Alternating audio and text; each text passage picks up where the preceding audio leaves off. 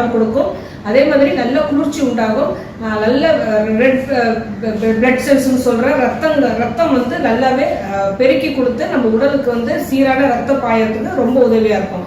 இதே வந்து ரத்த மூலம் இருக்குன்னு வச்சுக்கோங்களேன். இப்போ மூலம் இருக்கிறவங்களுக்கு நிறைய ரத்தம் போகுது அப்படிங்கும் போது ஏற்பட்டையை வந்து நல்லா உலர்த்திட்டு பொடி செய்து வச்சுக்கணும்.